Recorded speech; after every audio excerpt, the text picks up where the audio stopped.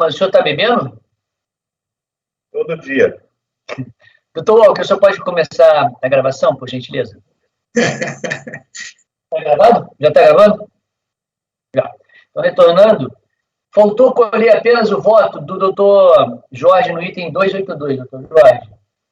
Doutor Jorge, é igual aquele processo que a relatora tinha suscitado diligência de ofício e a gente, que foi não foi rejeitada pela maioria do colegiado, o senhor foi designado, inclusive, para fazer o voto vencedor quanto ao afastamento da diligência. E todo o restante é igual. Queria saber como o senhor vota. Então, pelo que eu estou entendendo, a resolução foi afastada. Eu voto igual como eu já havia votado. Com diferença e depois no mérito com o relator. Ok. Então, no item 282, foi rejeitada a diligência, suscitada de ofício pela relatora, por maioria de votos, que foram vencidas a Larissa e a Denise, e no mérito foi negado provimento por unanimidade. Votando pelas conclusões quanto a preliminar, os Vinícius, Walker, Zé Renato, Denise e Gilson. Agora estamos no 283, doutora Larissa. Tem uma questão, se eu designar alguém para fazer o voto vencedor. O senhor. Esse mesmo. Exatamente, é igual, é a mesma coisa que o outro. Ok, muito obrigado, presidente. Doutora Larissa, 283. Bom, agora acabaram as multas por perda de prazo, né? Deixa eu mudar de tema. A multa agora falar bem rapidinho o relatório aqui. Multa ao agente de carga por deixar de informar os códigos NCM relativos à carga parada pelo conhecimento eletrônico agregado de número tal, o que foi constatado posteriormente quando registrada a declaração de importação. O Siscomex Importação gerou um alerta a detectar divergências entre as informações prestadas na DI e aquelas do Siscomex Carga. Então, se aplica a mesma multa do artigo 107, 5.000, a linha E. Na impugnação, a interessada alegou que vigia a regra de contingência prevista na Instrução Normativa 841, pela qual as retificações solicitadas seriam automaticamente concedidas. Que houve ofensa aos princípios da ampla defesa contraditória e verdade material, por não se buscar o que realmente aconteceu e que não teve responsabilidade pelo erro cometido, recaindo sobre o despachante aduaneiro a responsabilidade sobre qualquer falta incorrida. A DRJ manteve o lançamento, o recurso voluntário, são as mesmas alegações da impugnação com a alegação de prescrição intercorrente. Ok. Então, posso passar para o voto? Pode, por favor. Tá. Recurso voluntário tempestivo. Em preliminar, a recorrente reproduz a argumentação anterior de que a época dos fatos exigia... Vocês vão entender por que eu tratei isso como preliminar. A época dos fatos vigia a Instrução Normativa 841/2008, que estabelecia que os pedidos de retificação seriam realizados automaticamente até 30/6, regra de contingência para permitir a adaptação dos usuários ao sistema recém-implantado. Como o fato gerador se deu em 17 de junho de 2008, dentro do prazo, portanto, não caberia multa. Além disso, a Receita Federal adiou a aplicação das penalidades previstas no artigo 22 para abril de 2009. Em suma, a recorrente argumenta que a lei não incidia à época do fato gerador. Tendo em vista que a recorrente não enfrenta os fundamentos de decidir da primeira instância, considerando a clareza do voto proferido, com base no permissivo contido, adoto como as minhas razões de decidir ali lançadas. E aí eu vou transcrever o voto da DRJ. Que ela explica que a IN 841 previa que as retificações de dados solicitadas pelo transportador seriam realizadas por deferimento automático até 30/6. Até 30/6. Ocorre que esse transportador jamais pediu qualquer retificação. Essa divergência de informação de dados foi constatada quando registrada a declaração de importação. E que também a alfândega de Santos, não,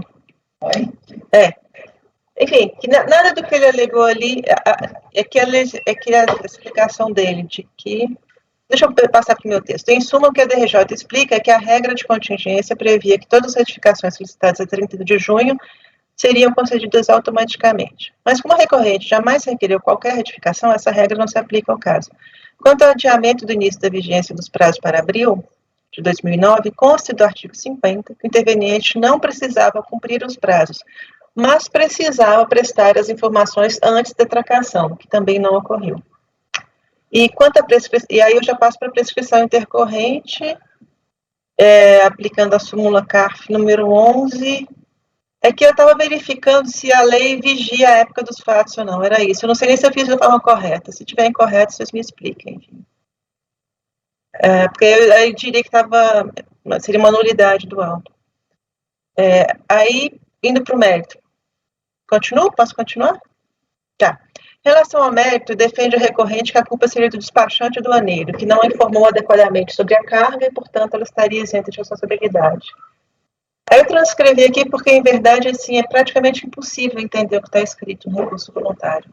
É uma falta de nexo absoluta, assim. A recorrente fora contratada pelo importador, o agenciador não criou informes a serem lançados na NCM, por conseguinte, o despachante contratado deixou de informar atempadamente, enfim, eu não consegui reli, e, enfim. Também neste ponto não assiste razão a recorrente. A informação sobre o Código NCM está prevista no anexo 4º da IN 800 de 2007, referente aos dados de item de carga de cada CE. Pelo anexo, trata-se do conjunto de informações que caracterizam a identificação de cada item de carga do CE informado, devendo constar, entre outras, agora eu estou copiando o anexo 4º, a relação de códigos ECM devem ser válidos e informados em campo de 4 dígitos, ou opcionalmente 8 dígitos, com limite mínimo de 1 código e máximo de 191 códigos por item de carga. Pelos anexos ao auto de infração, constata-se que a recorrente informou no conhecimento eletrônico agregado como descrição da carga apenas. Aí está essa descriçãozinha em inglês, Auxiliary Equipment for Injection Machine. Mais nada. E nenhum código foi fornecido. Ressalta-se que o conhecimento de carga refere-se a 3 contêineres repletos de mercadorias, 2 contêineres de 40 pés e um de 20 pés, totalizando mais de 15 toneladas de bens importados. Ao registrar a declaração de importação, o importador inseriu as seguintes informações aqui condensadas para facilitar a visualização. Eu copiei aí o que está dentro das declarações de importação, tá? Só que eu organizei de um jeito mais fácil. Então, você tem 10 NCMs diferentes com aparelhos, com itens totalmente diferentes, como secadores, motores, máquinas, instrumentos, lâminas, enfim. A discrepância entre o que consta do CE e o que foi efetivamente transportado é enorme, não apenas em relação ao código NCM, mas também quanto à identificação mínima do conteúdo. Discrepância essa reconhecida pela própria defesa ao mencionar o BL e a DI. No BL, que é o documento básico para a inserção dos dados dos COMEX por carga, aqui estou me referindo ao documento papel, documento emitido pelo NBOCC, que é a partir dele que se tira a informação para jogar dentro dos COMEX. Consta apenas que são transportados equipamentos auxiliares para máquinas injetoras, de código NCM 84779000, ao passo que, em realidade, estavam sendo transportados todos os itens acima e nenhum deles classificava-se na posição 8477. Que era a obrigação que a agente de carga tinha. Não é crível que se tenha 3 contêineres cheios de equipamentos auxiliares, todos eles classificáveis na mesma posição. O transportador tem responsabilidades mínimas na identificação da carga estrangeira que traz para dentro do território nacional, responsabilidade essa fixada no Decreto-Lei 3766, que dispõe da seguinte forma no artigo 37, que é a responsabilidade do transportador. E a forma como a Receita Federal estabeleceu as informações a serem prestadas no transporte marítimo é aquela determinada pela IN 800 de 2007, que inclui a informação dos 4 primeiros dígitos do código NCM. Não tem obrigação de informar os 8. A tentativa de imputar a responsabilidade ao despachante de janeiro não faz sentido, pois não cabe ao despachante inserir qualquer dado no Syscomex Carga.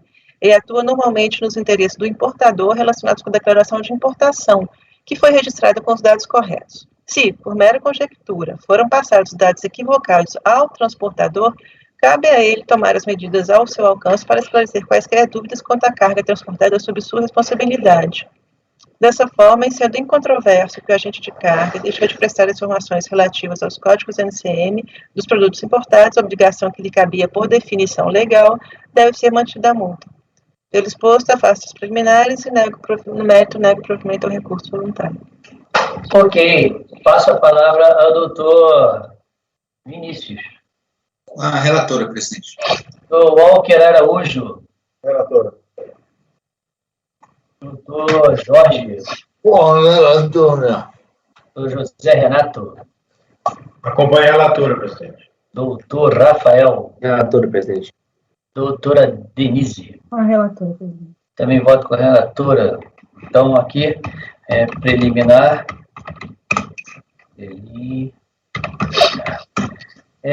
Rejeitar preliminar e negar provimento nos termos do voto da relatora. Esse é o item 283. Agora vamos ao item 284, doutora Larissa. Aqui é o problema... Bom, deixa eu ir para... E é o último. É o último. Aqui é multa também, mas por outro... É outra multa de outro inciso legal por outra razão. Esse aqui é por volume de carga não manifestada pelo transportador. Então, não é outro inciso. Eu acho que talvez dê para... Vendo se eu consigo não precisar ler tudo.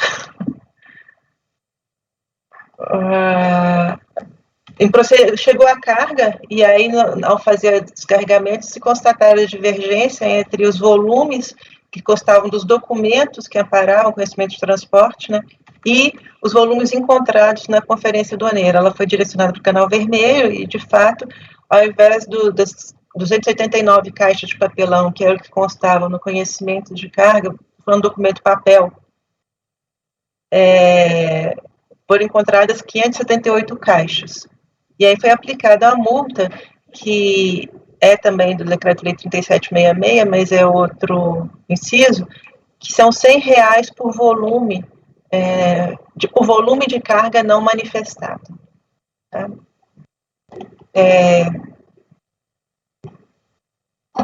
Deixa eu ver. Foi basicamente... Não, deixa eu ver aqui. As alegações iniciais da interessada na impugnação é que a falta não se originou por culpa sua, posto que em nenhum momento o emissor do house ou o agente de carga representante no Brasil teve contato com a carga. No caso, o exportador foi que ovou o container, lacrou e entregou para um terminal para embarque no exterior, né? E foi ele quem forneceu as informações de carga para que o NVOCC emitisse o house. Logo, não incumbia ao NVOCC ou ao agente no Brasil, que é o agente de carga, precisar a quantidade de caixas existentes. Que a responsabilidade dela se limitava a inserir os dados que tivessem no documento dentro do Syscomex. Ela esclarece que nem ela, nem o emissor do HBL do house, que é o NVOCC, oferem qualquer vantagem a manifestar quantidade de carga equivocada, cita a doutrina e os artigos 743 e 745 do Código Civil, no sentido de ser cabível indenização do transportador pelos prejuízos provenientes de informação falsa e inexata prestada pelo embarcador, querendo jogar a responsabilidade para o embarcador estrangeiro, lá na China. Ou seja, ninguém paga, né? Exatamente. E por aí vai. Aí a DJ mantém e ele simplesmente repisa os argumentos anteriores no recurso voluntário, acrescentando agora aquela preliminar de legitimidade passiva, que ele copia a mesma preliminar que ele criou para perda de prazo, ele joga aqui, apesar de aqui ser outro tema, ser outra multa, serão outros fatos. Tá? E aí eu afasto também, mas agora eu faço um voto de preliminar de legitimidade passiva, um pouco diferente, porque aqui a situação é totalmente... Lá, o artigo, parágrafo 1º do artigo 37 da lei, fala da responsabilidade da agente de carga em relação à desconsolidação.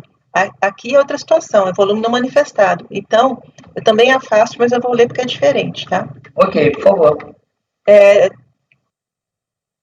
Vou começar ali do de pronto, porque antes é tudo igual. Já expliquei que ele põe os mesmos argumentos. De pronto, destaca que a recorrente simplesmente copiou um preliminar, que normalmente utiliza, sem fazer um único ajuste para a situação fática do presente processo, que não guarda nenhuma relação com o prazo, mas com a emissão do documento de carga, do conhecimento de carga original pelo consolidador estrangeiro, com erro na quantidade de volumes, erro esse que se refletiu nos dados lançados no sistema. Então, tanto no documento base como no sistema, foi informado que se transportava 289 caixas, mas na verificação física efetuada pela fiscalização aduaneira, encontrou-se 578 caixas.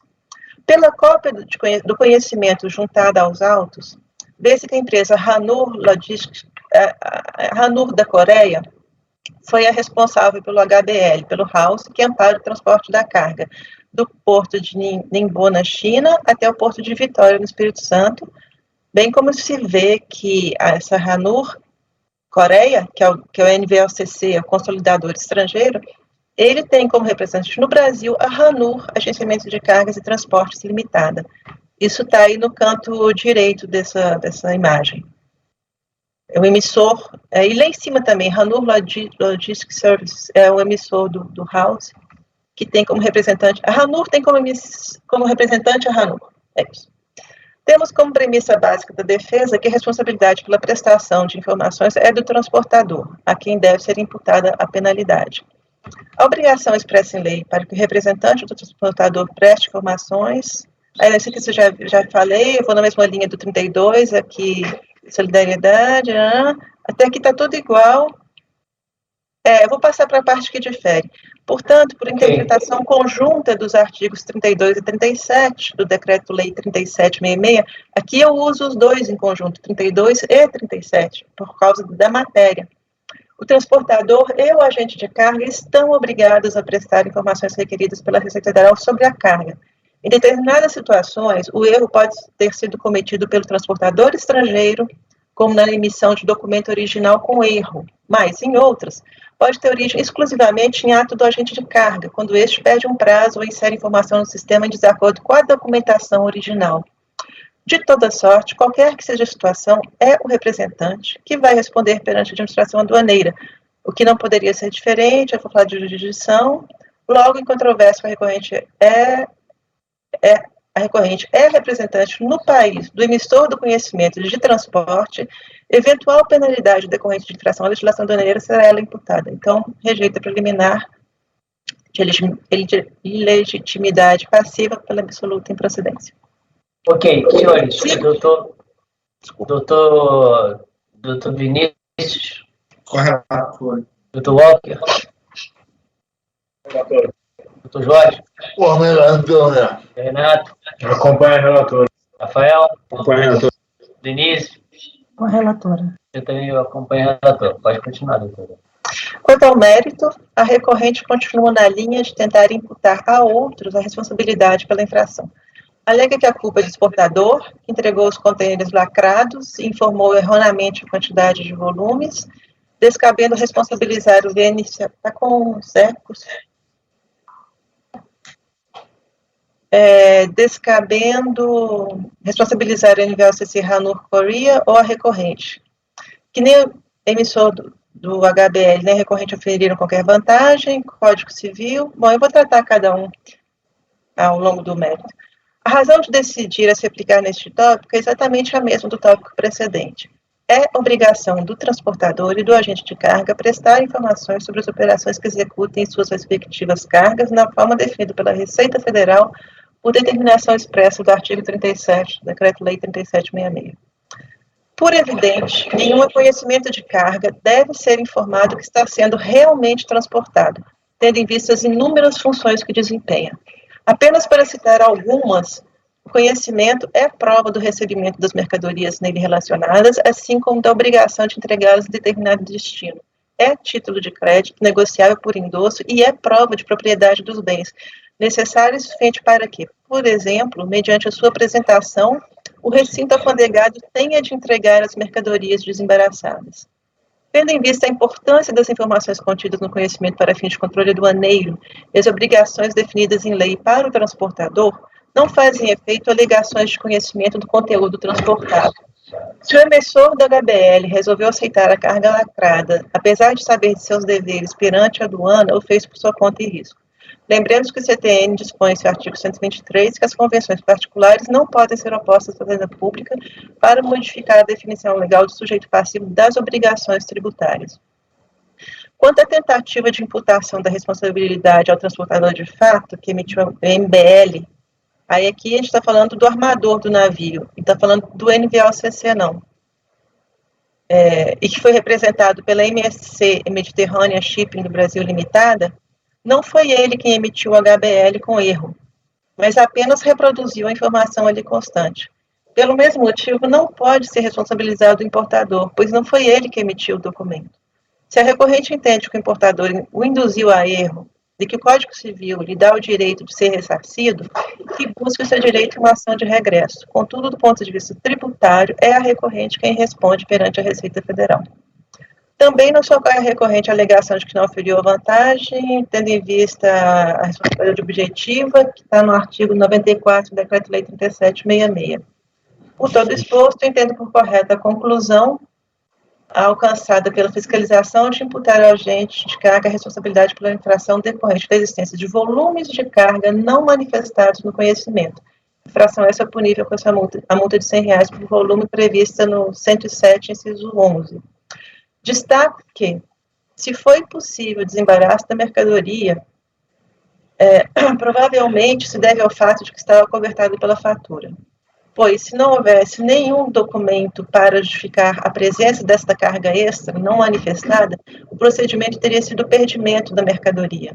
É a esse procedimento que se refere o final da linha A, logo acima, ao mencionar a pena prevista no artigo 105.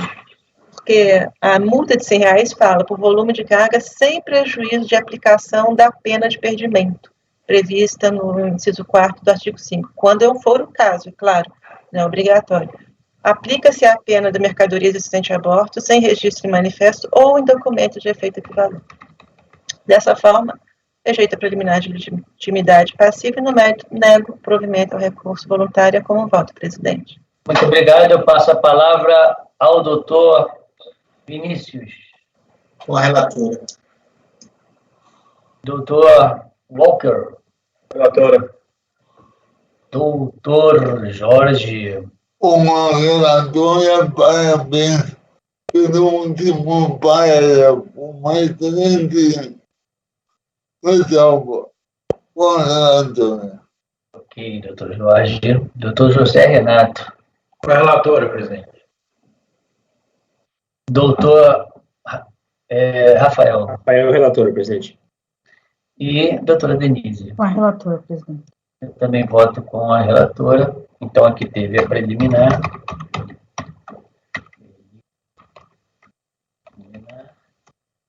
E foi rejeitado a preliminar e negado o provimento ao recurso, no termo do voto da relatora.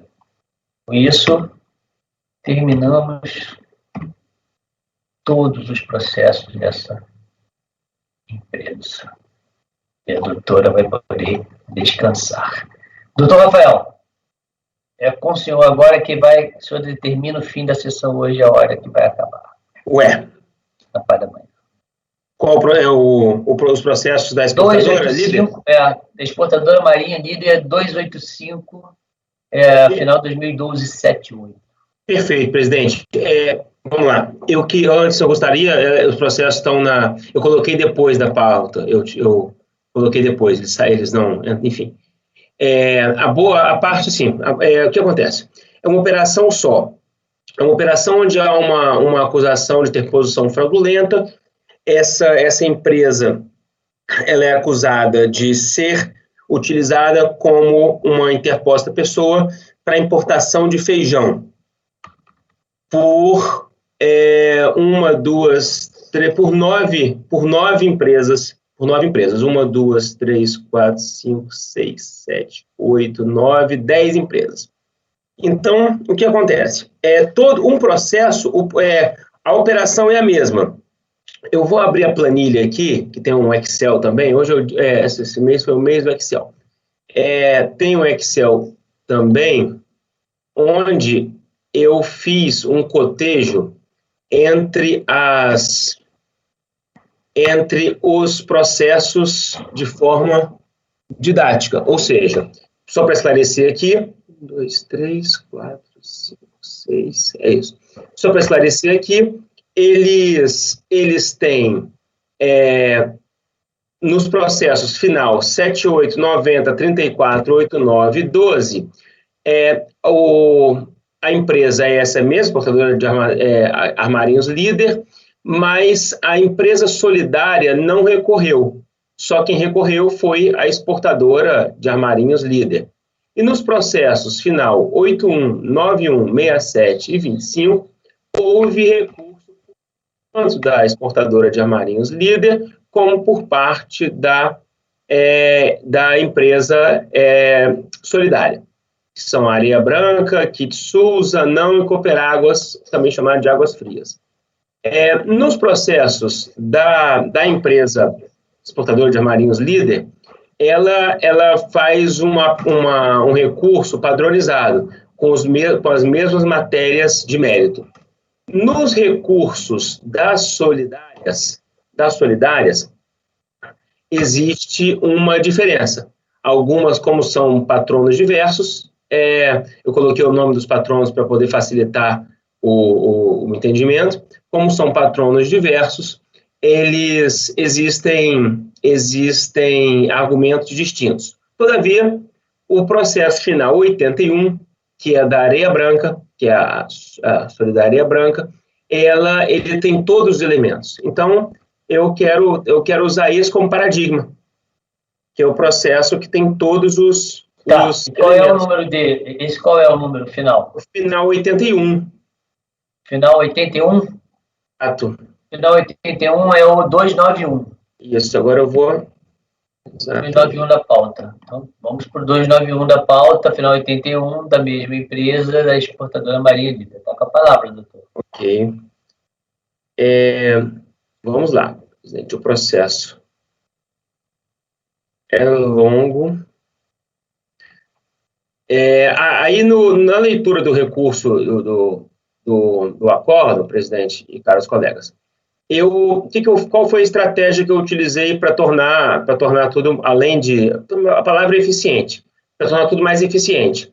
Eu vou tratando as matérias por recorrente. Enfim, vou ler aqui, vocês vão entender. Vou ler o relatório, vou pulando uns trechos, porque a matéria já é de conhecimento desse colegiado, apesar de não conhecerem o processo. A exportadora líder realizou operações de importação declaradas como importações diretas. Todavia, a fiscalização entendeu que não era o caso de importação direta, mas sim de importação por conta e ordem de terceiros, o que foi motivado pelos seguintes fatos. Esses fatos são muito importantes. São esses fatos que são as provas de que foi por conta e ordem.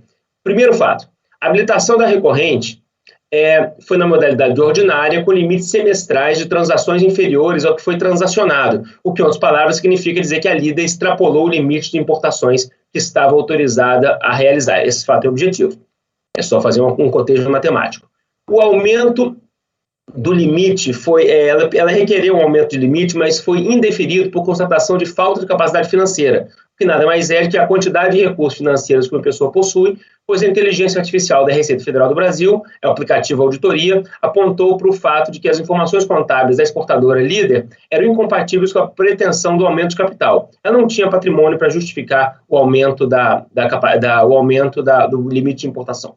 Inconsistência entre o volume das movimentações da empresa, que cresceu mais que 10 vezes, sem que essa diferença, ou seja, a empresa durante um período, parece que foi a falta de feijão no mercado, ela passou a importar mais que 10 vezes o que ela importava, sendo que a Receita fez um trabalho interessante de buscar o patrimônio da empresa e o patrimônio dos sócios, e identificou que nenhum deles cresceu. Ou seja, a empresa cresceu 10 vezes, passou a importar mais que 10 vezes, os sócios não dividiram esse dinheiro, e nem a empresa passou a faturar mais, passou a ter mais dinheiro graças a esse sucesso operacional. D. Foram identificados documentos que constatavam recebimento de comissões, E a gente sabe que comissão é uma típica remuneração por quem realiza importações por conta e ordem, e não da importação por conta própria. A gente sabe que quem realiza importação por conta própria importa alguma coisa, vai no mercado externo, escolhe algum produto que acha que vai vender bem no Brasil, importa aqueles produtos com dinheiro próprio, estoca esses produtos que importou, e aí, assim que recebe, até um pouco antes de receber, mas enfim, assim que recebe, a expectativa de receber, ele começa a anunciar esses produtos para vender esses produtos que ele comprou. E isso não foi isso que aconteceu. O que aparentemente aconteceu pelos documentos e pelas provas que tem nos autos, a empresa ela já importava mediante um pedido de alguém. A exportadora de armarinhos Líder foi submetida a procedimento especial de fiscalização, instaurado por mandado de procedimento, com vistas a verificar a origem dos recursos e o real adquirente da mercadoria. A fiscalização apontou para que a capacidade financeira da Líder, vou tratar como Líder, era incompatível com os volumes importados. É certo que ela pode ter um patrimônio maior ela pode ter uma capacidade econômica maior que a capacidade financeira. Capacidade econômica, por exemplo, ela tem a possibilidade de pedir um dinheiro emprestado no banco para fazer uma operação. Mas, enfim, é mais um indício dessa diferença entre capacidade financeira e capacidade econômica. A fiscalização identificou que a exportadora também recebia transferências eletrônicas de dinheiro de diferentes titulares, sempre antes do fechamento de um contrato de câmbio, indício de que ela operava com recursos de terceiros. E a fiscalização em diligência identificou que o armazém indicado como endereço comercial da recorrente é de 300 metros quadrados e ela trabalhava com quantidades imensas de feijão, que é incompatível com as volumosas operações praticadas pela recorrente. Tem outro fato que eu vou tratar adiante, mas eu já posso falar aqui também, que é o fato de que ela não tinha empregado, tinha um empregado apenas, o que também é incompatível com a operação de descarregar esse feijão todo. A empresa apontada como real adquirente, ou importador de mercadorias, que nesse caso pode ser uma das demais, Areia Branca, Cuitsul, Zanão e Cooperáguas, Águas Frias, apontada como responsável solidária por haver sido tratada como real importador dos bens, que utilizou a Líder como interposta pessoa, apresentou impugnação no qual alega sinteticamente. E aí eu vou passar a tratar dessas outras empresas. A Areia Branca, Cuitsul e Zanão alega que as mercadorias foram parcialmente pagas após o seu recebimento, o que afastaria a alegação. A recorrente Areia Branca alega que devolveu produtos, o que seria incompatível com o fato de ser apontado como real adquirente. Ela diz que se ela devolve um produto, ela não pode ser real adquirente, porque quem adquire não poderia devolver, já que ela não tem interesse nenhum, o dinheiro era dela. A recorrente Areia Branca, Cuitsul, Zanão e Cooperáguas, todas, não tinham como saber que a exportadora de armarinhos Líder não possuía condições técnicas e jurídicas para realizar a importação. A recorrente Areia Branca alegou vício formal de um procedimento e deflagrou o procedimento fiscal, pois, segundo ela, ele só poderia ter sido iniciado com a notificação, apreensão ou primeiro despacho aduaneiro. A Areia Branca alegou também que, na verdade, realizou uma compra no mercado interno de bens de posse e de propriedade da Líder. Ela disse que não sabia que essa mercadoria não existia ainda e que ela estava comprando via uma outra empresa e não de uma outra empresa. Todas as recorrentes suscitaram o fato de que não agiram de forma premeditada e que a operação foi realizada de boa-fé. A recorrente Areia Branca, Cuitsul e Zanão argumentaram que não houve qualquer simulação. Como resultado da análise pela DRJ, os preferidos acórdão por meio do qual declarou-se que foi uma importação por conta de terceiros, que não atendeu às condições da legislação e caracterizaram a ocultação de real adquirente das mercadorias, tipificando a figura da interposição fraudulenta, que considera dano ao erário, punido com pena de perdimento das mercadorias, ou no caso de não serem localizadas, ou terem sido consumidas, como foi o caso, com a multa equivalente ao respectivo valor aduaneiro à ocultação do real adquirente. E resignada, a Líder também interpôs recurso voluntário. Pronto. Aí esse é o relatório. Agora, em relação à administração preliminar, o recurso voluntário tempestivo é matéria de competências colegiadas. Preliminar, exportadora Líder, ela alega que não tem patrimônio para rolamento de bens ou garantia, que não existe mais essa exigência. Então, eu supero essa preliminar. Eu acho que isso não existe mais a preliminar, não existe mais a exigência que ensejou a preliminar, vamos dizer assim. Areia Branca, ela alegou em preliminar que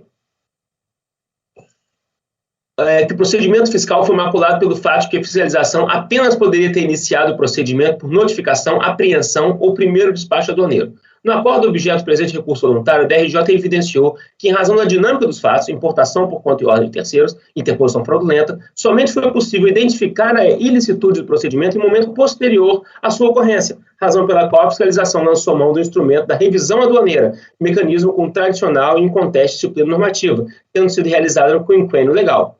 Tal procedimento efetivamente presta a identificar os fatos jurídicos após a sua realização, com o objetivo de punir os infratores, desestimulando novas condutas semelhantes e, eventualmente, recompor o erário. Tratando-se preliminar de mérito, eventualmente não se verifica nos autos qualquer nulidade do procedimento adotado pela fiscalização, pelo fato de ter adotado o procedimento da revisão aduaneira.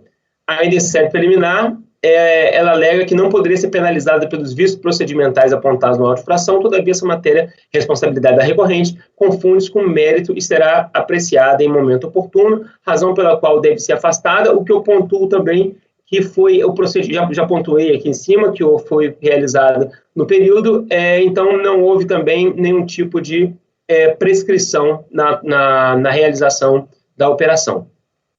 Por isso eu afasto preliminar, presidente, da Areia Branca Cereais. Pode continuar? Eu não estou ouvindo, eu perdi o... Eu estou aqui, eu não estou ouvindo... Não, eu aqui estou assim. Ok, perfeito. Senhores, é melhor colher por partes, né, do que de uma vez só, porque me parece grande. Doutor Vinícius. Com o relator. Doutor Walker. Relator. Doutor Jorge. Rafael, João. Rafael, fiquei uma dúvida aqui, porque para mim não ficou claro. Qual foi a alegação da preliminar? Ela disse que o procedimento... Ela quer dizer que não existe o procedimento da revisão aduaneira. Ela disse que o procedimento de fiscalização só poderia começar com esses 3 pontos. Só poderia começar com a apreensão da mercadoria... Ok. Cadê? Entendi. Correto. É isso aí. Ela demonstra desconhecer o procedimento da revisão aduaneira. Correto. Ok, doutor Jorge. Doutor Zé Renato. Com o relator. Doutora Larissa. Com o relator. Doutora Denise. Com o relator. Eu também voto com o relator, então foi afastada preliminar por unanimidade. Continua, doutor. Isso. A preliminar, só para pontuar, presidente, a preliminar suscitada pela líder, todos os processos da líder, então, tem essa preliminar, e a preliminar suscitada pela Solidária Areia Branca. Ok. Ok. Então, mérito. Eu começo o mérito, colegas, por uma teoria sobre a importação direta, importação por conta e ordem de terceiros, que aí eu faço uso da doutrina do insigne conselheiro Jorge Lima Abud, que por diversas vezes, com a magistralidade que lhe é peculiar, já tratou do tema em seus escritos acadêmicos, que passo a transcrever alguns fragmentos. Então eu peguei o voto e o livro do Jorge e disse aqui, por isso que eu botei outra cor, para facilitar, já que todos conhecem aqui dos colegiados, para facilitar que passem em razão. É só transcrever a doutrina do Dr. Jorge. Expostas as bases teóricas das modalidades de importação e a definição do conceito de importação e interposição de pessoas, é o momento de lançar luz sobre o tema que diz respeito ao fato concreto sobre a análise nesse processo. A importação por conta e ordem que a exportadora líder alega ter realizado ocorre quando o importador confunde-se com o adquirente, ou seja, é ele quem elege as mercadorias que deve comprar o adquirente. Escolhe o fornecedor das mercadorias, negocia as condições da compra, paga o preço com recursos próprios, providencia o desembaraço das mercadorias, contrata o transporte para o estoque, estoca, negocia a venda para os clientes, entrega a mercadoria, recebe o preço e ofere o lucro, que é a diferença entre o que recebe pela venda e o que gastou com todas as operações que compreendem a compra. Em outras palavras, o importador adquirente compra os produtos com fim de mercancia, com o intuito de oferir lucro com a venda por sua conta e risco. A questão é saber se quem realizou essa operação toda foi a líder ou se foi a outra empresa que adquiriu da líder. A importação por conta e ordem...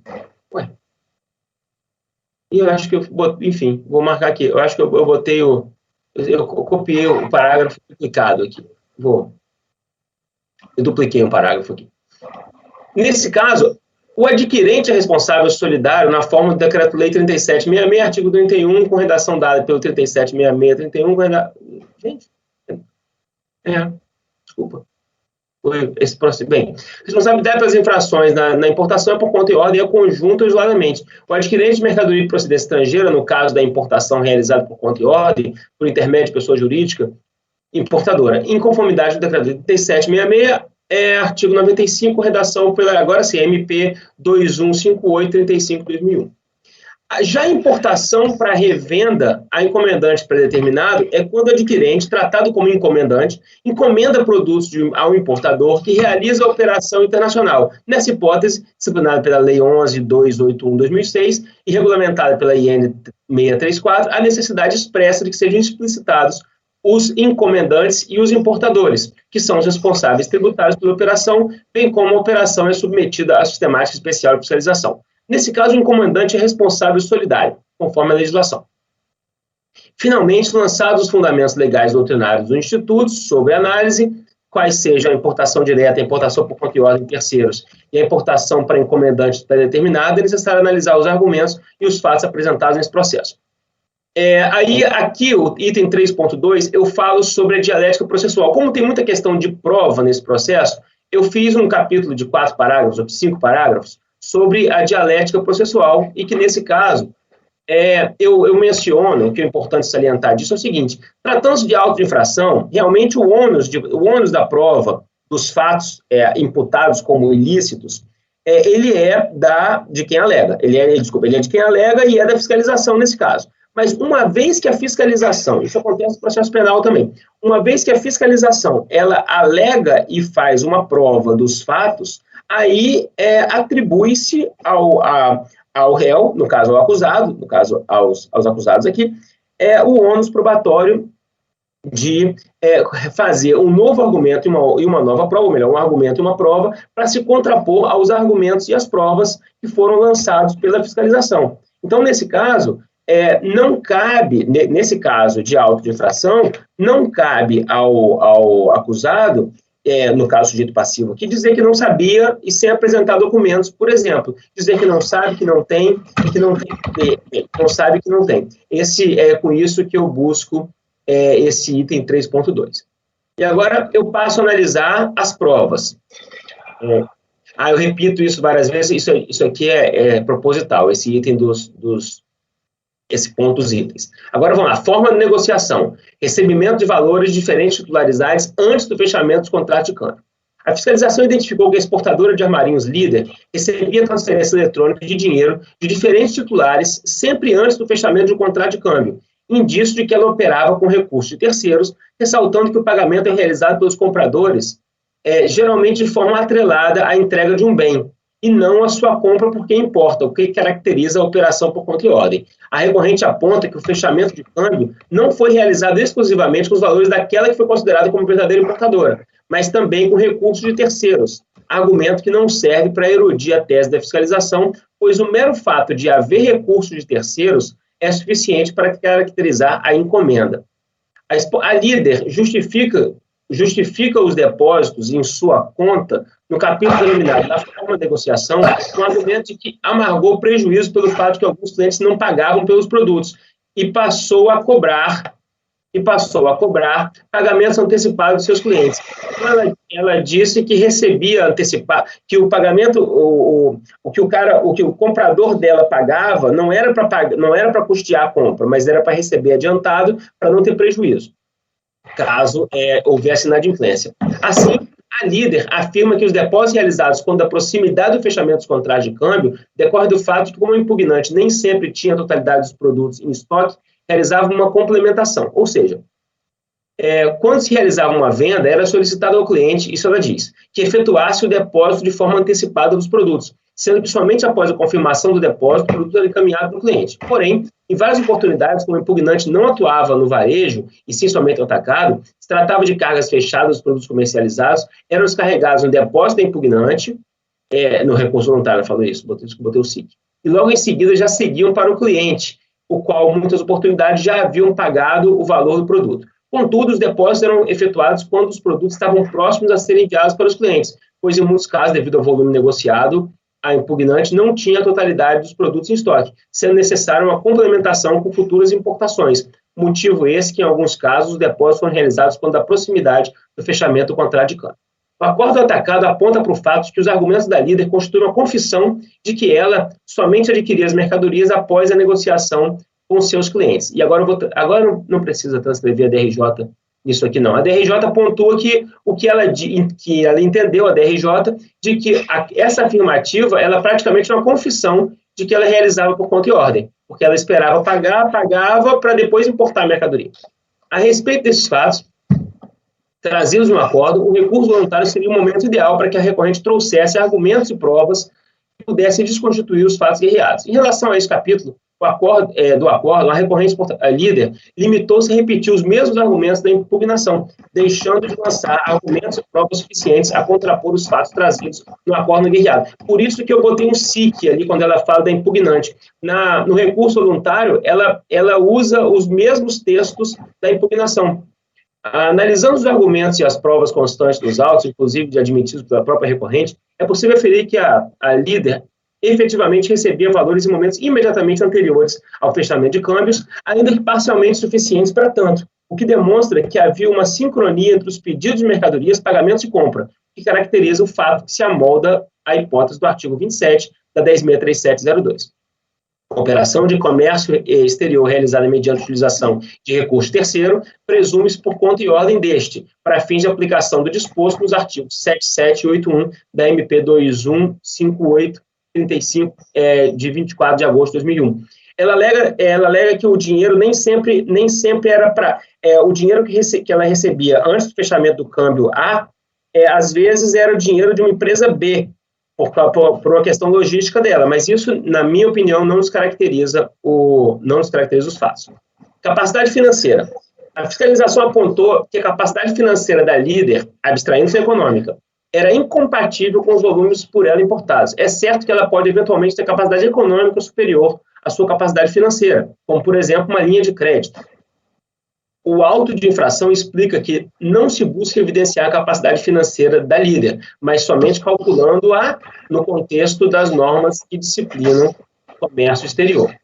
No auto de infração, a fiscalização explica que o sistema de inteligência artificial da Receita, ou auditoria, é capaz de criar um fluxo de caixa das empresas, possibilitando aferir a capacidade financeira. E aí ela explica como funciona o aplicativo auditoria. Na impugnação, a recorrente limitou-se a enaltecer os seus mais de 40 anos de transição no comércio e afirmar que a sua capacidade financeira advém de crédito que possui com seus fornecedores, confundindo-a nitidamente com a capacidade econômica. No recurso voluntário, a recorrente também limitou-se a repetir os argumentos da impugnação no auto de infração, não contrapondo-se materialmente aos fatos constantes no acordo preferido pela DRJ, no sentido de que não teria capacidade financeira, mas sim afirmando o desconhecimento da fiscalização do cotidiano do comércio exterior. Ela disse que a fiscalização não entende comércio exterior, que essa história que ela pode pedir dinheiro no banco e aí, ou então, pegar um dinheiro adiantado com o cliente para pagar uma compra. Da narrativa recursal não se extrai qualquer argumento capaz de desconstituir os fatos que apontam a inexistência por parte da recorrente, da líder, de capacidade financeira para realizar operações. Capacidade esta que, repita-se, decorre de exigência legal. Assim, constata-se que a recorrente não se desincumbiu do ônus de desconstituir os argumentos no sentido de que ela não possui capacidade financeira, razão pela qual deve ser negado o provimento desse capítulo recursal. Ok. Alguém discorda desse Presidente, não discordo de nada. É só que a minha impressão é que todos esses pontos que ele está trazendo, eles não são capítulos isolados, é toda a descrição que vai poder provar se teve ou não a interposição fraudulenta. Então, me parece que eles deveriam ser tomados num conjunto.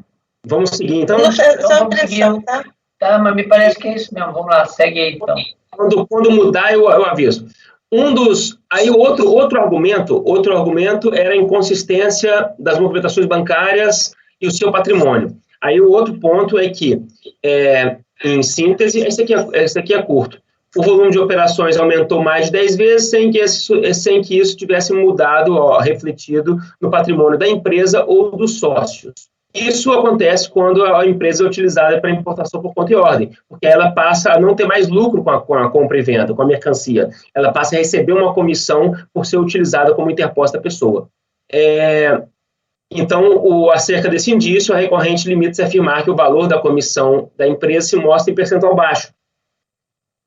A recorrente não se incumbiu do ônus processual de trazer no recurso qualquer fato que contrapusesse aos fatos apresentados no auto de infração. Então, também, vou até mudar essa questão, Larissa, de capítulo recursal, já que realmente não é questão nem de capítulo, é argumento. A senhora está corretíssima. Vou mudar a linha de falar aqui. Depois, o fluxo de caixa. No fluxo de caixa, ela argumenta que nem sempre um depósito referente a uma venda era utilizado para o pagamento da própria venda. Ou seja, ela, de certa forma, como disse a DRJ, ela confessa que ela utilizava dinheiro de comprador para custear a compra dela, dinheiro de cliente dela para custear a compra dela. E nesse ponto também ela não trouxe nenhum argumento que pudesse se contrapor a isso. Então, ok. Agora, a diligência na sede social da recorrente. A fiscalização fez um trabalho muito minucioso e foi na sede da recorrente. Na sede da recorrente, constatou que a empresa não possuía local de armazenagem compatível com o volume de mercadorias. Apenas esse galpão de 300 metros quadrados, tem fotografia desse galpão, e que esse volume de área é insuficiente para armazenar grandes quantidades de cereais importados. A empresa só tem um funcionário registrado, que também seria insuficiente para realizar as operações de carga e descarga. Nesse aspecto, a recorrente disse que ela contratava autônomos para desembarcar as mercadorias, conferir, desembalar, organizar e promover a venda e a entrega das mesmas. Só que não juntou aos autos nenhuma prova de pagamento a isso, nenhuma prova ou qualquer indício de pagamento a essas pessoas. Afirma que no dia da fiscalização o armazém estava vazio em razão do fato que a fiscalização ocorreu num ano de pouco movimento. Ok, não demonstrou trabalhadores. Ok, então esse ponto aí. Também entendo que ela não fez nenhuma prova, ela alegou um fato extraordinário, que existiam funcionários, mas que não eram oficialmente registrados, mas não fez nenhuma prova desse fato extraordinário, e aí também eu admito que ela não se desincumbiu do ônus de demonstrar isso. Agora, ela alega que a importação não foi realizada por conta e ordem de terceiro oculto. Ela afirma que o fato de haver várias vendas cuja totalidade da carga é destinada a um único cliente, ela era enviada diretamente sem a necessidade de armazenagem ou operações de carga. Sustenta que o fato de haver nota fiscal de saída vinculada a uma declaração de importação é perfeitamente normal e contabilmente correto. Contudo, não se discute a conformidade da operação com as práticas mercantis e contábil, mas sim em relação às normas aduaneiras, especialmente no que tange ao fato de que essa vinculação indica que as mercadorias já foram importadas com o destinatário certo, que pagaram antecipadamente por elas e que remuneraram a recorrente com uma comissão. Mais uma vez, a líder, ela alega que havia uma comissão, fato que também não se presta a afastar os argumentos. Ok. E, então, entendo que não produziu prova no sentido de negar que a operação não foi realizada por conta e ordem de terceiro. Extrapolação do limite de importações pela líder.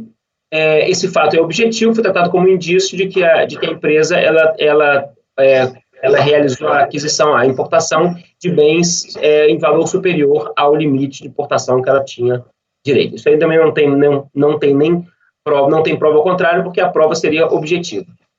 Ela alega que houve indeferimento do aumento do limite por falta de capacidade financeira, como se fosse uma excludente. Ela afirma que ela pediu o aumento do limite, foi negado por falta de capacidade financeira, e aí ela fez a importação fora do limite mesmo assim. Esse argumento também não se presta a ajudá-la em nada na linha argumentativa.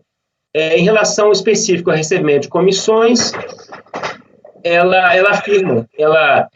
afirma que recebia comissões, até remuneração recebida por quem realiza importações, e não se contrapõe ao fato diz que o recebimento de comissões não é suficiente para demonstrar que ela realizava operações por conta e ordem de terceiros. E aí, por fim, a aplicação de pena de perdimento. Ela insurge contra a aplicação de pena de perdimento sobre o argumento de que a conduta não havia sido comprovada nos autos. Não se conta nos autos de qualquer elemento de prova concreta no sentido de demonstrar que a impugnante tem efetuado a importação e se ela quisesse ocultar o adquirente, não emitiria nota fiscal em nome de seus clientes, então ela contesta a aplicação da pena de perdimento. Mas tem que salientar duas coisas. É que ela parece ter construído um elemento de prova concreta para demonstrar de forma cabal que exclui qualquer tipo de prova indiciária. Ela diz que não, ela quer uma prova mais objetiva. A recorrente insurge-se contra uma prova mais objetiva da interposição fraudulenta. Todavia, as provas indiciárias são perfeitamente utilizadas no processo administrativo fiscal e no judicial, não havendo hierarquia entre elas e as provas diretas, especialmente quando o conjunto converge para reforçar a mesma hipótese, no caso, a tese defendida pela fiscalização e mantida pela DRJ.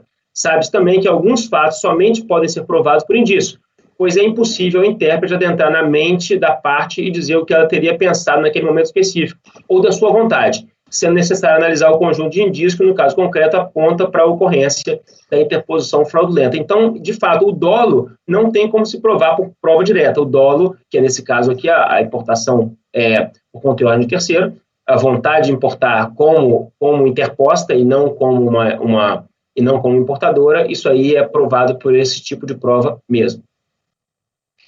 Aí agora eu passo a usar... Então, esses são os argumentos da empresa líder. E agora tem os argumentos das empresas solidárias. Posso partir para as solidárias? Posso. Se você não está concluído nada, pode, né? Mas só uma pergunta, me parece assim que agora que você trouxe o argumento central para dizer que existiu a sua posição sobre existir ou não interposição fraudulenta em relação ao principal, porque a líder é a empresa sobre a qual foi feito o auto, né? Os outros são solidários. Exato. Eu só me pergunto, se não é esse o momento da gente decidir se então ocorreu ou não interposição. E depois as solidárias, eu só uma pergunta, não estou afirmando nada, tá? Porque as solidárias vão continuar, elas vão questionar a possibilidade de elas ocuparem um polo passivo, enfim, eu não sei. Na verdade, elas devem discutir, na verdade, a solidariedade. Na verdade, elas discutem basicamente que não tinham conhecimento dessas operações, que elas estavam importando por conta e ordem. Elas entendem que elas estavam comprando de uma vendedora no mercado interno. Essa então, o senhor está entendendo que teve ou não teve interposição fraudulenta? Teve interposição fraudulenta, essa conclusão da interposição fraudulenta eu faço nas conclusões, aqui na conclusão do capítulo 5, que é o capítulo 5. Rafael. Lá no final, pois não.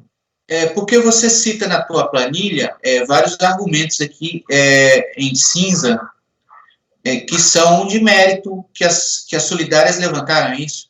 Exato. Aí agora a gente... Então, por isso que você está... não é só uma questão formal de ser responsável ou não, né? Não, elas fazem alegações de mérito. Ok. Então, você acha, Vinícius, que tem que... Isso. E depois eu tenho que falar sobre cada uma delas, é isso? Eu acho que vale... Porque ele está tratando desse final 81. Então, vamos lá. Tenta resumir do que dá para resumir, não precisa ficar lendo tudo. Ok. Vai nos pontos focais. Agora, são os argumentos das solidárias, eu separei, eles estão cada um uma cor aqui. Vamos lá. Argumento da areia branca, a recorrente alega a sua ilegitimidade por entender que não houve a revenda para encomendante pré-determinado, como aponta o código de infração, mantido pela qual ela atacada, mas sim importação direta seguida de uma revenda. Esse argumento já foi objeto de outro capítulo, tendo restado demonstrada a infração. A areia branca alega que recebeu a amostra dos produtos oferecidos pela líder mas ignorava que os produtos ainda não haviam sido importados, presumindo-se que já se encontravam em estoque. Afirma que pagou algumas compras 30 dias depois de ter recebido as mercadorias e que não pode ser tratada como encomendante pré-determinada. Algumas compras, e que a autuação decorre de mera presunção da autoridade fiscal e arrepio às normas vigentes, com objetivos incompatíveis com o Estado Democrático de Direito. Alega que agiu de boa-fé, sendo ela impossível saber das irregularidades praticadas pela recorrente líder, bem como da narrativa dos fatos, não é possível extrair que houve uma fraude premeditada, com a intenção de evadir do pagamento de tributo. Defende que o fato da líder haver internalizado mercadorias antes da efetiva venda teria o condão de impedir a configuração da conduta apontada. Alega também que o fato dela haver devolvido mercadorias para a líder seria um indício forte no sentido de que a relação não seria de importação por conta e ordem. Em relação a tais alegações, pontuar que a aquisição de mercadorias no mercado interno e externo traz ao comerciante alguns deveres, responsabilidades e objetos de presunções jurídicas, dentre as quais a atenção em relação à sua origem, por exemplo, em relação à receptação de mercadorias roubadas ou objeto de entrada ilegal no território nacional, por contrabando dos caminhos, mas também no que diz respeito à observância a outras normas, como aconteceu no presente caso, havendo expressa previsão legal em relação à responsabilidade do adquirente, independente do dolo. A alegação de boa-fé como excludente de responsabilidade não prospera, eis que a combinação dos artigos 136 do CTN 94 do Decreto 37, estabelece e constitui infração toda ação ou omissão voluntária ou involuntária que importe inobservância de norma aduaneira. Infração esta, cuja responsabilidade independe de dolo, efetividade e extensão dos efeitos do ato, tratando expressamente da figura do adquirente de mercadoria de procedência estrangeira, no caso de importação realizada por sua conta e ordem, por intermédio de pessoa jurídica importadora, ou no caso de encomendante. Em outras palavras, comprovada a ocorrência de uma importação por encomenda ou conta e ordem de terceiros, a legislação atribui ao adquirente a responsabilidade pelas infrações cometidas pelo importador, independente de boa-fé ou dolo. Assim, a prática da infração, importação mediante deposição fraudulenta, por parte da recorrente líder, torna o adquirente responsável pela infração, independente da demonstração do conhecimento do ilícito, razão pela qual essa comprovação é matéria estranha a esse acordo. Em relação à alegação de que a devolução de algumas mercadorias seria indício suficiente a desconfigurar a relação de importação por conta e ordem de terceiros ou encomenda, esse argumento não possui qualquer alicerce lógico. Eis que não é incompatível com aqueles que encomendem algo do terceiro devolver a coisa a quem encomendou. Enfim. Terceiro argumento, contra o argumento que a recorrente líder teria se tornado proprietário de mercadoria adquirida no exterior para posteriormente revendê-la no mercado interno, rompendo qualquer liame entre a operação internacional e a nacional, o raciocínio não levou em conta a existência da já demonstrada simulação evidenciada no caso concreto. É importante rememorar que o fato da recorrente líder haver utilizado o recurso do adquirente para comprar mercadorias caracteriza a importação por conta e ordem de terceiros, e que, não informada da fiscalização, configura a simulação, que, por sua vez, atrai a responsabilidade do adquirente. Já as mencionadas provas trazidas aos autos, especialmente a origem do dinheiro utilizado para pagar o custo de mercadorias, evidenciam que a líder prestou-se tão somente como interposta pessoa e adquirente entre adquirente e a vendedora no mercado externo, razão suficiente para que seja mantido o acordo subexame. O argumento ausência de dano não deve prosperar, como corretamente apontou o acórdão sob exame, nos argumentos já tratados no presente acórdão, no caso da interposição mediante interposição fraudulenta de terceiros, a configuração da infração independe da demonstração de dano concreto, uma vez que ele se presume. Então, esse é o argumento da Areia Branca e que eu refuto eles todos. E nego provimento ao recurso da Areia Branca. Mas continua. Ok. Vai tudo. Aí, perfeito. Cooperáguas, tudo que não tiver que... Perfeito. Cooperáguas, Águas Frias impugnou, dizendo que não teve descumprimento de obrigações acessórias, tributárias acessórias, não teria havido fraude. O acordo do exame evidenciou que a Cooperáguas realizou pagamento importado 70 dias antes da importação. Esse é o caso concreto dela, caracterizando a importação por conta e ordem. Argumentou também que não havia motivo para ocultação do real importador, argumentando que não houve fraude, mas também não demonstra nada que contrapusesse esse argumento. Em relação a tais alegações, repito, que as aquisições de mercadoria no mercado interno traz os deveres e responsabilidades que eu já mencionei no voto do processo anterior. Todavia, realizou operações, a alegação de boa-fé também excluo, porque não vem ao caso. Agora, argumentos da Quitsul. apresenta recurso voluntário, procedeu com os cuidados, alega que procedeu com os cuidados necessários, valendo de renomada corretora de mercadorias, mas não apontou qual teria sido o documento para provar que ela teria tomado os cuidados necessários. Esse argumento é importante para finalizar pelo acordo sobre exame. A questão reside em aferir se a Quitsul sabia, ou melhor, poderia saber, que as mercadorias não estavam em posse da líder, ou porque teria sido levado a pensar que estava. Também não tinha condição de desconfiar que a mercadoria não estava nacionalizada. Em relação a tais alegações, é necessário pontuar que a aquisição de mercadorias traz deveres, e aí menciono que ela teria que ter demonstrado que tomou todos os cuidados para verificar que a empresa que estava importando tinha as condições de importar. Ela alega que não tinha como saber que o feijão era importado da Argentina, mas não prova, não faz nenhuma prova nesse sentido. Ela alega que é experiente no comércio de grãos e não é crível que ela não soubesse que a mercadoria ainda não havia sido importada, mas que estava em estoque, levando em consideração que a líder programou a entrega para prazo superior a um mês após a encomenda. Se a mercadoria argentina já tivesse os armazéns da líder, ela não teria motivo para demorar 30 dias para entregar a mercadoria. Então, cai por terra esse argumento de que ela não sabia que a mercadoria ainda não tinha sido importada. A Quitsul também falou que não houve pagamento antecipado, pagamento antecipado esse que seria a prova fundamental para a caracterização da interposição fraudulenta, pontuando que a data de embaraço foi 7/7, pagamento 21/7.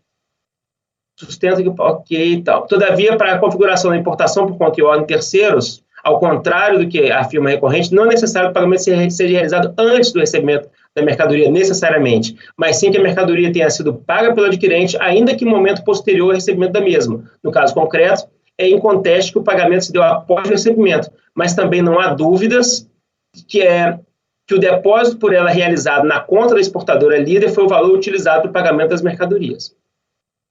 Afirma ainda que a operação por conta e ordens presume que o importador seja uma mera interposta pessoa. Os argumentos trazidos pela Quitsul demonstram que foi ela quem escolheu as mercadorias, a quantidade, a qualidade, anuiu com a forma de pagamento, prazo de entrega. Todavia, alega que desconhecia tratar-se de uma operação de importação. Alega que era impossível saber que era uma operação internacional.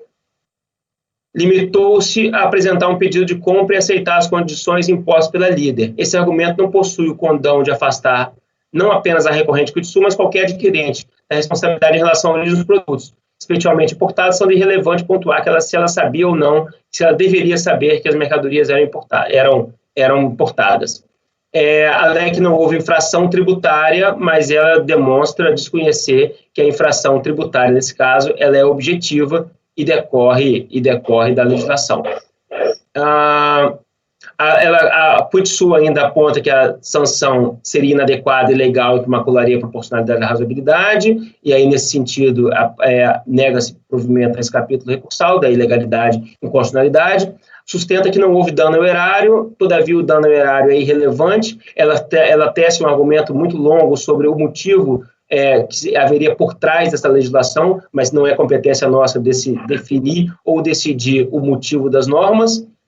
Em relação a ser probatório, tratado como sem consistência, baseado em presunções, restou demonstrado que a Quitsul tinha conhecimento que estava comprando feijão importado da Argentina e, diante do prazo de entrega, tinha condições de saber que a líder, que sequer possuía funcionários ou espaço de armazenamento, importaria o produto em quantidade e qualidade estipulada pela recorrente. Agora, a última recorrente, que é o Rui Fernando Zanão. A recorrente apresenta recurso voluntário, diz que procedeu com os cuidados necessários, mas não demonstrou quais teriam sido os cuidados que adotou. Em relação a tais alegações, eu menciono a necessidade de tomar os cuidados necessários previstos em lei para cumprimento da legislação. Alega que é uma empresa tradicional, então, exatamente por ser tradicional, é estranho que ela não saiba que os produtos são um feijão argentino, que pelo prazo de entrega, que esse feijão argentino não poderia estar em estoque, mas sim que ele deveria estar sendo importado ainda. Ela alega que não houve pagamento antecipado, e ela não tinha como saber que o valor era usado para importação. Fala que as provas foram em frágil cabedal probatório, provas sem consistência. Todavia, para a configuração da importação por conta e ordem, não é necessário o pagamento seja realizado antes, mas sim que a mercadoria tenha sido paga pelo adquirente, ainda que no momento posterior. Afirma que a operação por conta e ordem presume que o importador seja uma mera interposta pessoa que não tenha tido risco na importação. Os argumentos trazidos pela recorrente Rui Fernando Zanão demonstram que foi ela quem escolheu as mercadorias também, escolheu a quantidade, qualidade e anuiu com a forma de pagamento. Alega que era impossível saber da importação que era internacional, mas aí mesmo a questão do prazo, que até pela tradição dela deveria saber que estava sendo importada, fala que não houve infração tributária, que não há correspondência a dispositivos legais que tipificam as infrações. Por fim, alega também a proporcionalidade e a razoabilidade, que não é competência nossa, mas é de negar o recurso. Sustenta que não houve dano ao erário, e aí eu menciono que não há necessidade de dano ao erário, que é uma questão objetiva que deriva da norma jurídica. E, com isso eu também nego o provimento ao recurso da Rui Fernando Zanão. Conclusivamente, a fiscalização desconcluir que a fiscalização se desincumbiu do ônus de provar com prova diretas e indiretas por meio de diligência local, análise de documentos físicos e eletrônicos que a recorrente líder efetivamente realizava importação por conta e ordem de terceiros, quando declarava que tais operações eram importações diretas, com ocultação do real comprador e interposição fraudulenta de terceiros, sendo que a DRJ, ao analisar a impugnação, julgou improcedente. Também restou demonstrado que a recorrente Areia Branca, Cuitzul, Zanão, Cooperáguas, era real adquirente das mercadorias importadas, especialmente em razão delas haverem sido pagas com dinheiro por elas entregue à recorrente líder, que tão somente transitou pela conta bancária dessa empresa, utilizada tão somente como interposta pessoa, pois não realizou as transações com intuito de lucro pela compra e venda, mas tão somente como uma trader que recebe comissões por um serviço prestado, obrigação de fazer versus obrigação de entregar a coisa certa, bem como em razão da sua experiência no comércio de cereais e o prazo de entrega, teria condições de saber que o produto ainda estava no exterior e seria importado para que ela fosse entregue, fatos que ela não se desincumbiu do ônus de contrapor, razão pela qual voto no sentido de negar provimento ao recurso. Ok. Doutor Vinícius, o senhor tem... Oi? O relator? Ok, então, doutor Walker. Eu tenho algumas observações aqui. Vamos lá. Primeiro, com relação ao processo final 2012-81, que ele tem como solidário aqui Areia Branca só, né? Aí no tópico que o Rafael está trazendo aqui, ele fala: a recorrente alega sua ilegitimidade por entender que não houve revenda, como aponta a infração mantida pelo atual recorrido, mas sim importação direta seguida a uma revenda. Esse argumento já foi objeto de outro capítulo, tendo restado demonstrada a infração. Mas ele não está... Você está afastando a ilegitimidade, mas qual outro capítulo você está falando aí? Porque tem tantos capítulos nesse voto. Pois é. Desculpa o comentário, mas eu estou tão perdido, porque é tanto capítulo que eu acho que não é nada. Realmente, Walker, são vários processos. Vamos lá. Não vai entender. Ilegitimidade. Do mesmo jeito que eu não estou entendendo. Tá, então é melhor pedir vista desse processo, via a vista coletiva. Eu vou pedir vista porque eu vou ficar procurando os capítulos. Não, eu poderia acrescentar uma questão, só para esclarecer que eu constatei aqui. Rafael, você fez essa planilha para facilitar a compreensão? Isso eu entendo perfeitamente. Só que na hora de construir os recursos, os votos, me parece que você embolou. Porque o que é a questão aqui? Eu não estava entendendo por que tinham tantos processos. Então, eu fui abrir uns processos no e-processo para ver os relatórios fiscais. O que a fiscalização fez? Ela pegou a empresa líder, a exportadora líder, ela vendeu, ela era interposta pessoa para vários reais adquirentes. Então, ela fez um auto por par. Então, um auto é a exportadora líder e Águas Brancas. Um auto é a exportadora de mais Plantas Relais das Contas. Esqueci os nomes. Enfim, vocês estão entendendo o que eu estou falando, né? É Pantanense. Um auto é líder com Belfast. Um auto é líder com Maresias. Isso. Então, no voto de cada um desses processos, você só pode tratar da líder e seu par daquele auto. Não pode existir um voto que reúna os recursos voluntários de solidários que não fazem parte daquele auto. Eu estou me fazendo clara? Não, mas isso Mas voto dele. Por isso que ele, no final, ele coloca entre parênteses a recorrente, aí ele põe lá, tal. Quando eu li o voto dele, eu entendo que, na verdade, embora ele está jogando nesse arquivo Word aí, tipo, Exato. Areia Branca, Azanão e tal, ele, na verdade, ele está segmentando, ele até pinta de cores diferentes e tal. Na verdade, ele está entendendo que ele vai separar isso. Você vai reportar, então, depois?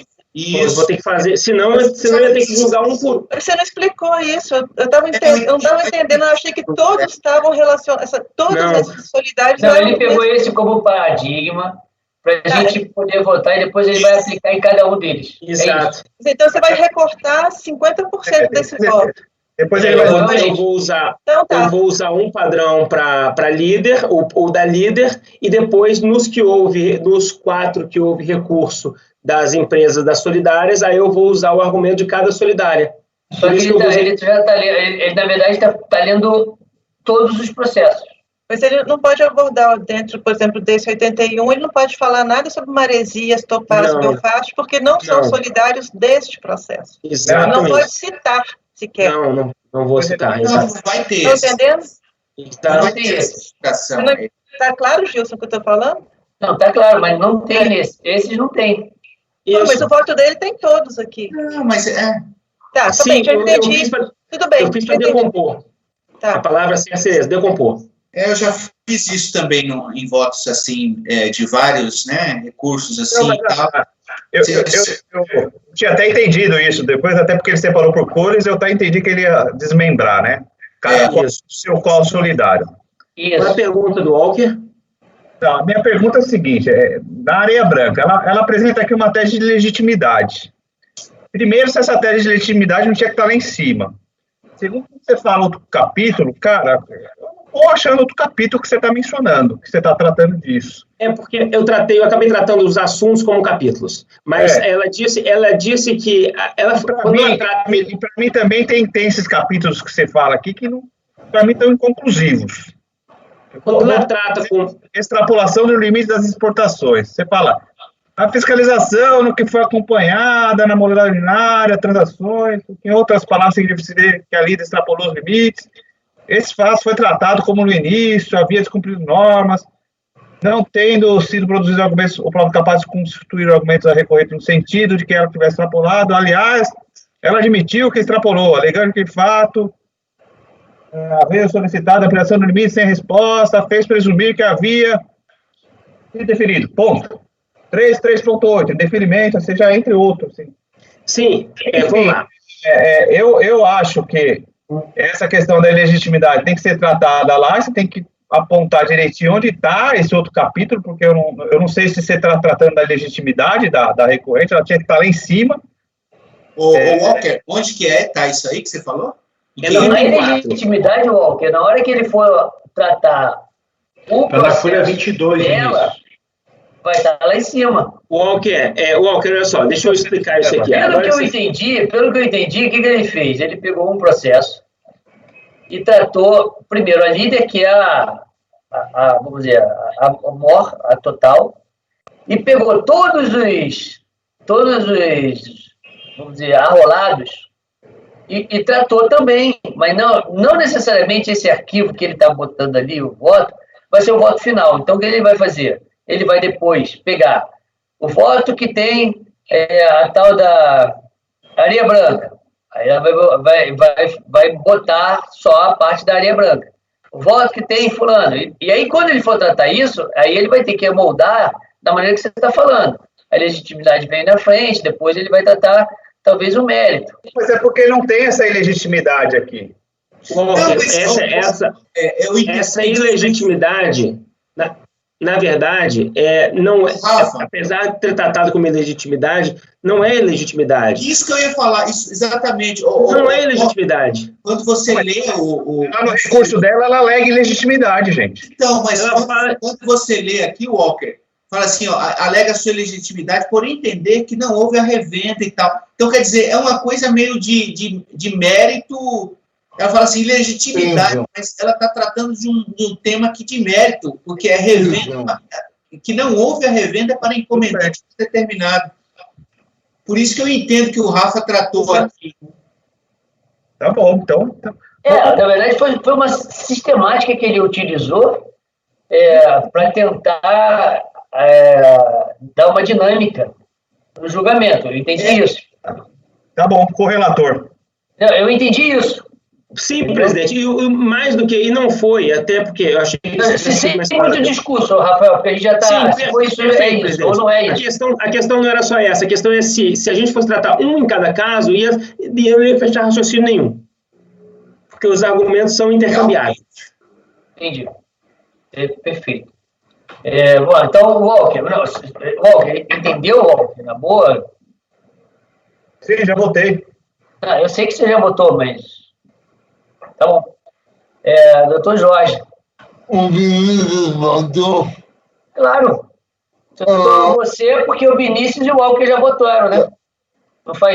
Não tem sentido? Então não vi o voto do Vinícius. Rio de Janeiro é para vistas. A gente não vai mudar vistas.